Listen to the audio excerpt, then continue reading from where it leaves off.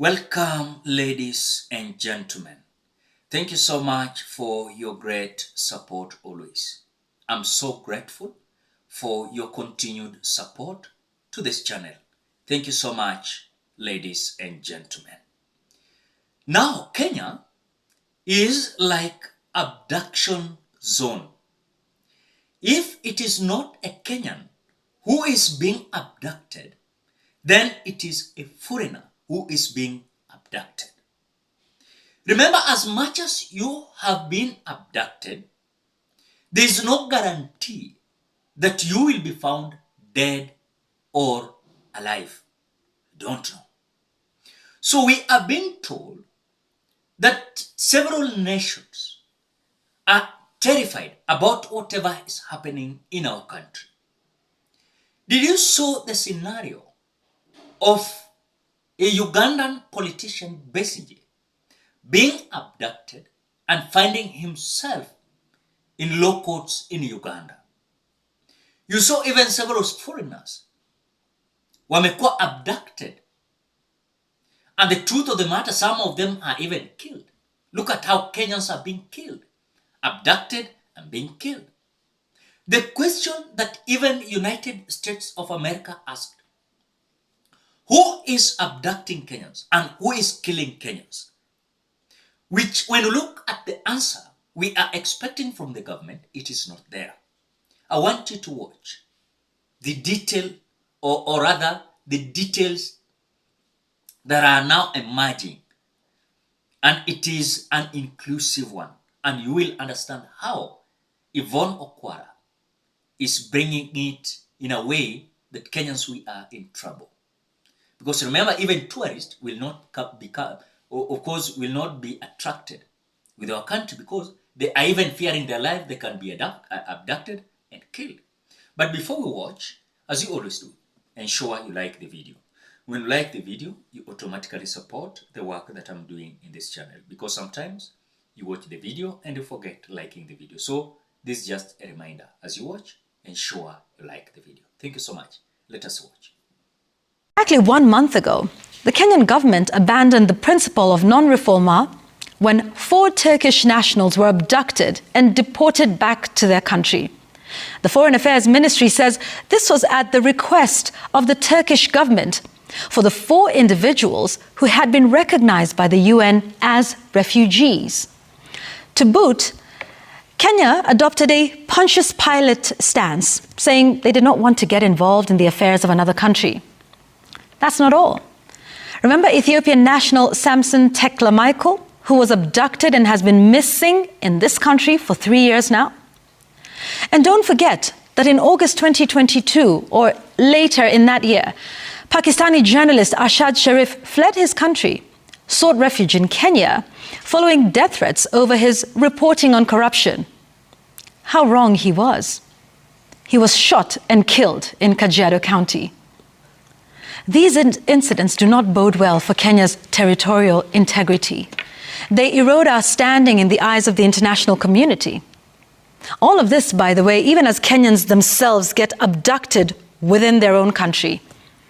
If we're not careful, Kenya could soon be known as the abduction capital of the world.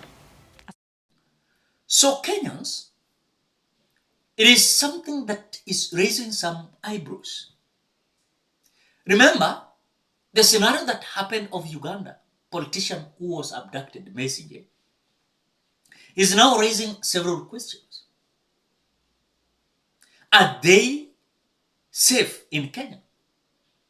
If even as Kenyans, we are being abducted, what about foreigners who are tourists? What about the foreigners who are coming out to invest in our country? They will fear. They will not come out to invest. They will not come in our country as tourists. They will stay in their country because the alarming there is Kenya is a no-go zone. Why? Because you go there, you are being abducted. There's no guarantee you will be found alive or dead. So this issue was raised by the US high representatives, and they demanded answers that William Ruto has not even submitted those answers as you speak. Yesterday, I saw him talking eloquently in Parliament about the femicide. Sometimes, Kenyans, we are tired with words. Words after words. Words after words. But there's no action. And that is where we are. It is so sad that even despite of questions about those who are disappearing, we don't have answers as we speak. The Inspector General Police came out telling us, Mr. Kanja, that even them they don't know. What about the National Intelligence Service, NIS, led by Nurdin Haji? Does it mean that they know and they're just covering up? And who is abducting Kenyans? And this is something that is so sensible. It is so sensible. I want to tell you, Kenyans, it might be just as easy as you think. But remember, this issue of abduction is sending away visitors in our country. They will not be in a country where tomorrow you will be abducted. And your body may be found in Rivayala, or Kware, or Shakahola. That is where we are. And we are having NIS, we are having DCI, we are having police. We are having several squads that cannot even come out clearly to tell us whatever is happening. So without any avoidance of doubt, I want to confirm here that this issue, William Ruto must deal with it, or else this issue of abduction is going to taint Kenya a bad picture all over the world. Reason being, we are being told we have a government that doesn't care about the lives of Kenyans, or they don't care about the lives of human beings. Because if today William Ruto is so sure that he's going to shut down this country to ensure who are these individuals who are killing Kenyans, abducting. Today as we speak, William Ruto angekuwa amepata hii watu wote. But we are having independent institutions like DCI, NIS, DPP, police. They are not working. In fact, the questions we are asking ourselves, who are these people abducting us? The same to the police. They are coming out ask Kenyans, who are these people? They don't know. Also, they don't know these people. It is so shocking. But again, as traumatizing it is, remember one thing. William Ruto is being warned. The other day was US. Now the issue is Uganda. Besigye, who was arrested. In fact, we are being told when Besigye was arrested, this was a well coordination with the intelligence in Kenya. And so then Besigye was not just arrested as you think. Remember, a Ugandan police cannot arrest anyone in Kenya. And Kenyan police cannot arrest anyone in Uganda with whose permission. But they can arrest with someone's special permission.